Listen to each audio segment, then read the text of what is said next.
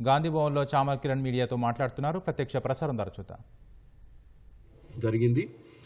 So అనేక కంపెనీలు పెట్టుబడులు పెట్టడానికి ముందుకు రావడం జరిగింది.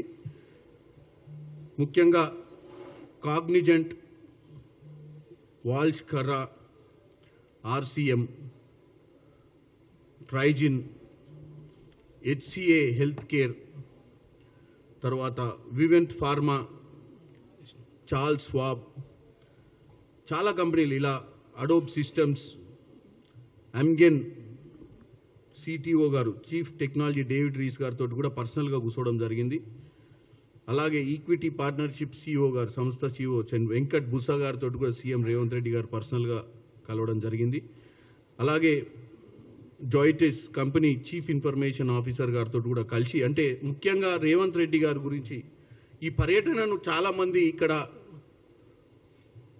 తప్పుగా వక్రీకరించి అక్కడ ఏం జరుగుతలేవు, సీరియస్నెస్ లేదు అనేది ఒకటి క్రియేట్ చేయడానికి ప్రయత్నం చేశారు. నేను ఒకటే చెప్పదలుచుకున్నా, రేవంత్ రెడ్డి గారు ముఖ్యమంత్రి తెలంగాణలో కాంగ్రెస్ ప్రభుత్వంలోకి వచ్చి 8 నెలలు, 8 నెలల్లో 3 నెలలు మనకు ఎన్నికల కోడ్లో ఆ రోజు ఏమీ డెవలప్మెంట్ కార్యక్రమాలలో భాగస్వామ్యం తీసుకోలేని పరిస్థితి ఉండే మన మంత్రులది కానీ సీఎం గారిదని.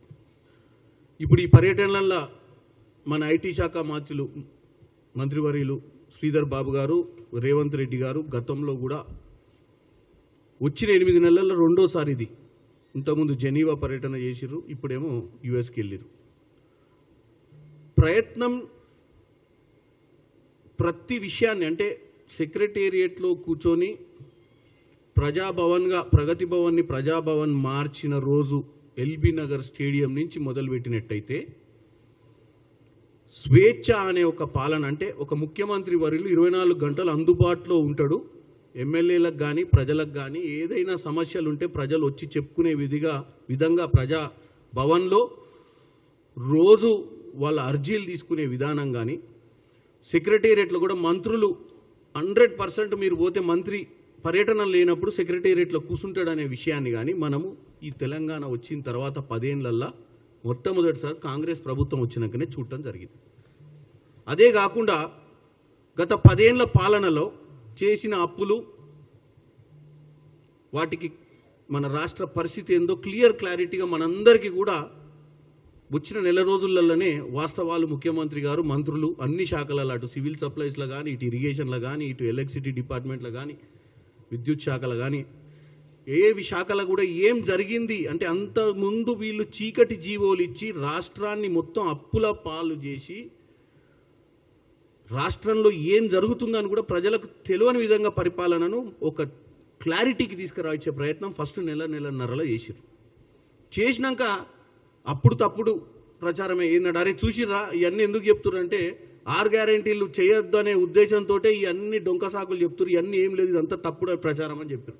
పోనీ 6 గ్యారెంటీల గురించి మాట్లాడినట్టయితే 6 గ్యారెంటీలలో ఫ్రీ బస్సు, ఉచిత కరెంటు, ప్రజాపాలన పేరు మీద 1 కోటి అప్లికేషన్లు, 15-20 రోజులలో ఊర్లల్లో క్యాంపులు పెట్టి ఎమ్మెల్యేలు అందరూ ప్రతి గ్రామ పంచాయతీలో క్యాంపు పెట్టి మరి అప్లికేషన్లు తీసుకొని వాస్తవ పరిస్థితులను తెలుసుకునే ప్రయత్నాన్ని కూడా తప్పుడు చూపించారు వాళ్ళు.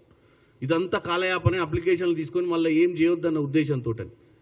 సరే అదో ఇదో మనకు పార్లమెంట్ ఎన్నికలలో రేవంత్ రెడ్డి గారు ఆగస్టు 15 లోపు రైతు రుణమాఫీ అనేది అన్నిటికంటే పెద్ద సబ్జెక్ట్, ఇందులో ఎక్కువ డబ్బుతోటి కూడుకున్నటువంటి సబ్జెక్ట్ ఈ పథకాలలో.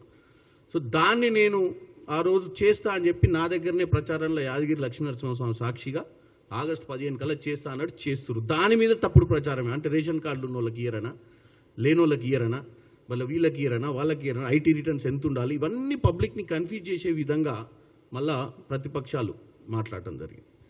నిన్న అమెరికా పర్యటనలో కూడా ఏం దొరికితే బాగుంటుంది, ఏది దొరికించుకొని తప్పుడు ప్రచారం చేద్దామన్న ఆలోచనే తప్ప, అరే ప్రజలు మీకు 10 ఏళ్ళు అవకాశం ఇచ్చిర్రు, కాంగ్రెస్ పార్టీకి 5 ఏళ్ళు ఇచ్చిర్రు. ఇప్పుడు ప్రజలే నిర్ణయిస్తారు కదా మేము తప్పులు చేస్తే.